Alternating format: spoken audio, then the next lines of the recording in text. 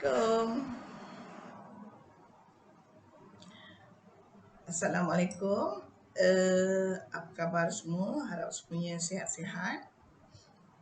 Hari ini saya nak tunjukkan cara macam mana nak legakan kesakitan orang yang terkena dengan masalah frozen shoulder. Kebiasaannya kita panggil, kalau orang Melayu pula dia kata salah bantal, ya. Jadi yang ini kita kalau ikut daripada bahagian medical pula dia panggil frozen shoulder, ya. Di mana frozen shoulder ni selalunya berlaku ketika bangun dari tidur.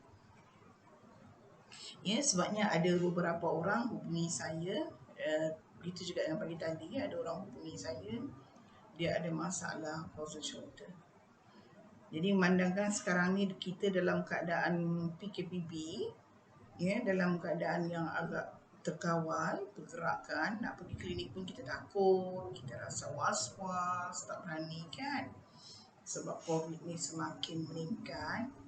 Jadi saya pun tidak menerima pesakit buat masa ini. Jadi saya syorkan untuk belajar buat sendiri, rawat sendiri, ya. Kita masih boleh buat rawatan sendiri. Jadi sekiranya ada yang terkena, saya tunjukkan secara ringkas, ya, sebagai permulaan.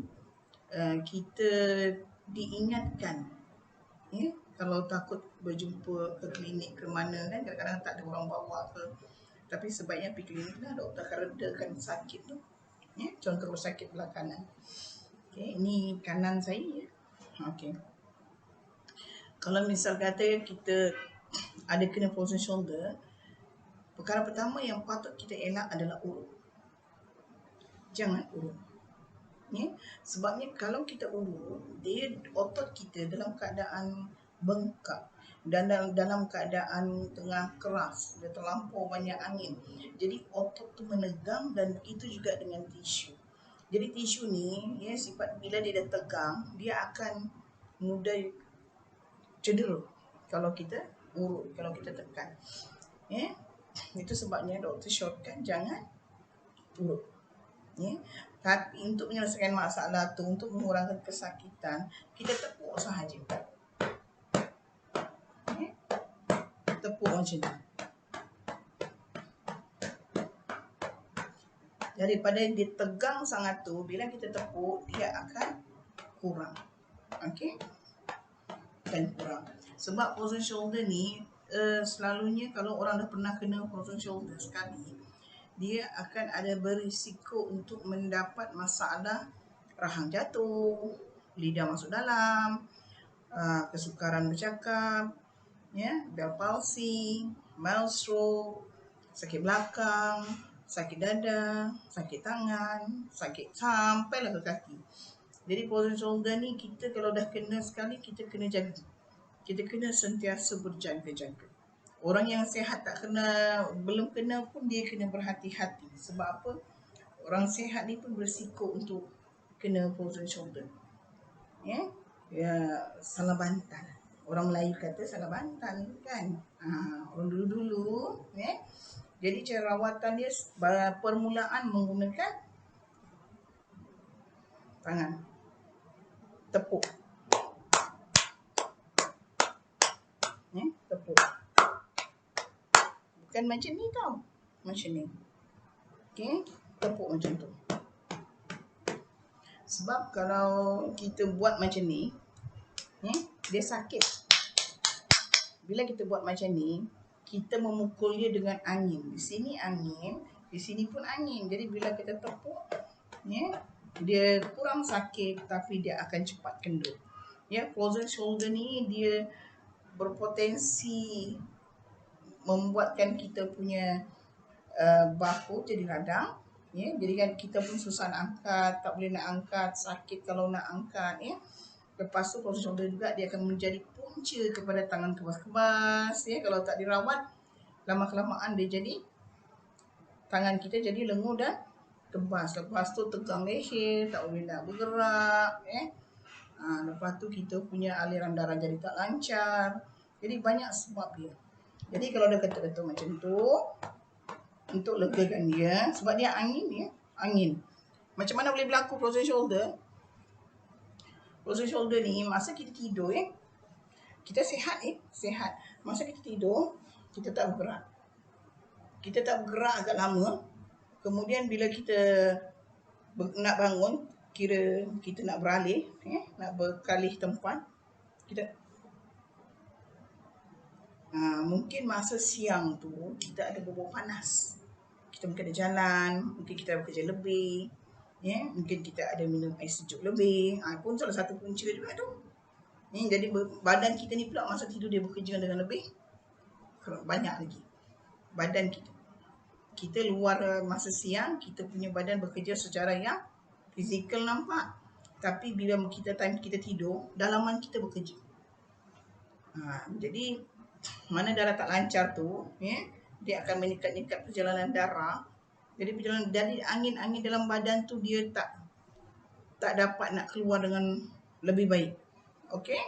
Jadi bila kita buat macam tu tidur, kita himpit, bila kita terkejut, dia tertarik macam tu, yang kita punya otot yang merenggang, dia akan terus serap angin. Jadi terus jadi kejam, terus jadi sakit. Gerak sikit pun tak boleh. Perkara pertama kena buat, kena tepuk. Itu sebab orang Melayu dulu, orang-orang nenek-nenek moyang kita dulu, bila kita bangun sakit macam tu, dia suruh kita jemur bantal. Kenapa jemur bantal? Sebab dalam bantal orang dulu dia kabur. Bila kabur, bila kena matahari, dia kembang, dia mengembang. Dia serap angin-angin luar tu. Jadi bila dia kembang, kita disuruh ambil bantal tu tepuk ke bahu sekuat yang boleh, dengan tujuan sebenarnya untuk meredakan yang bengkak tu. Jadi sekarang ni bantal kita bukan bantal kabu. Kebanyakan orang sekarang bantal polyester. Kan, jemurlah lama mana sekalipun takkan kembangnya dia. Jadi bantal tu seeloknya ditepuk. Jadi kalau misalnya kata tak ada, kita pakai tangan ni. Itu sebab orang-orang tua dulu memang orang pandai kan. Diorang dah kaji daripada pengalaman diorang sendiri, nenek moyang kita. Jadi ini untuk kurangkan, redakan bengkak. Kalau terlambat, dia akan jadi kekal dekat situ sakit. Kalau diurut, kecederaan tu dia akan bertambah besar, dia akan jadi cedera, tisu akan jadi koyak, dan benda ni tak ada ubat. Jangan letak minyak panas, jangan letak krim panas. Sebab panas ni sifat dia mengembangkan. Bila dia mengembangkan, kita gosok, dia mengembangkan lagi yang bengkak tu. Dia serapkannya lagi angin. Panas ni tujuan dia melancar, mengembangkan urat darah yang terhimpit, yang tersekat. Tujuan dia itu. Tapi kalau ke otot lagi jadi kembang, dia lagi bengkak. Dia panas ni bila dia, kadang-kadang doktor bagi juga ubat minyak panas tu, tujuan dia untuk meredakan sakit, tapi dia still bengkak. Itu sebab doktor bagi suntikan untuk buang angin dekat sini, dan doktor bagi ubat radang, kan. Jadi untuk rawatan urat saraf, rawatan kita buat sendiri, kita tepuk saja. Tepuk sahaja. Selepas tepuk tu pasti akan ada masalah urat saraf yang lain. Sebab tepuk macam ni kita cuma membuang angin, tapi kita belum selesaikan lagi masalah-masalah tisu dan otot yang lain.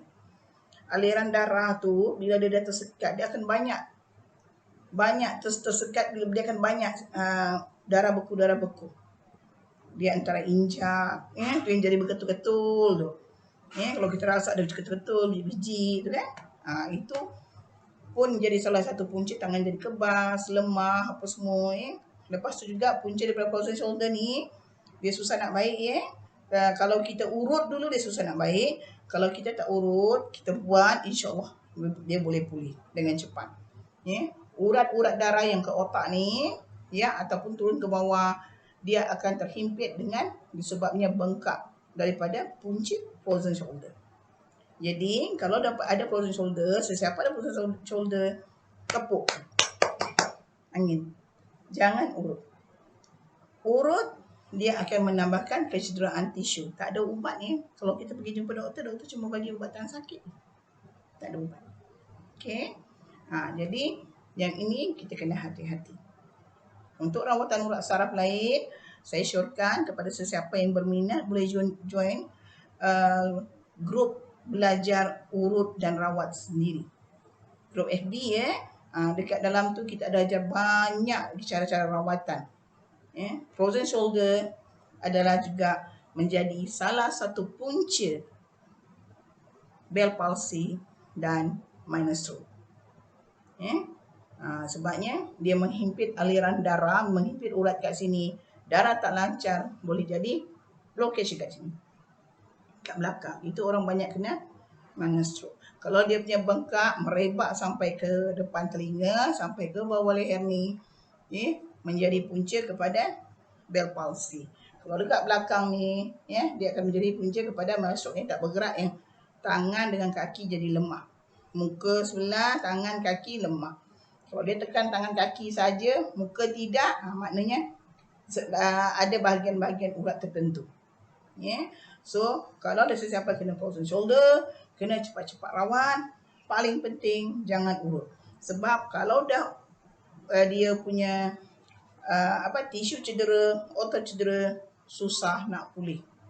Kita cuma boleh pulih sendiri. Dan dengan pulih sendiri itu adalah dengan bantuan pemakanan. Okay, lain kali saya akan sharekan lagi macam mana kita nak merawat diri kita secara mudah. Rawatan urat saraf senang dipelajari dan senang diamalkan. Untuk jaga diri kita, untuk jaga kita punya adik-beradik, anak beranak, saudara mara apa semua, kita boleh bantu. Sebabnya cara rawatan dia sangat-sangat mudah. Yang penting tahu di mana dan bagaimana nak buat. Ada banyak lagi keseluruhan tubuh kita memang boleh dilawat sendiri. Boleh juga kita bantu orang. Kecuali tulang belakang. Slip disc kita perlukan bantuan daripada orang lain. Tapi kita boleh belajar dan juga boleh bantu orang lain juga. Kalau ada siapa berminat mau belajar apa semua, bolehlah WhatsApp saya 01163986462. Okey, WhatsApp saya 01163986462. Kita akan tunjukkan cara bagaimana nak buat rawatan pada diri sendiri. Ini secara ringkas paling mudah sekali untuk rawatan frozen shoulder yang diminta tadi. Okey, Assalamualaikum.